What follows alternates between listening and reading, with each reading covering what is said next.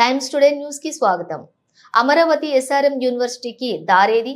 చినుకు పడిందంటే విద్యార్థులకు ప్రత్యక్ష నరకమే. ఫీజులు మాత్రం ఆకాశంలో, సదుపాయాలు మాత్రం పాతాళంలో.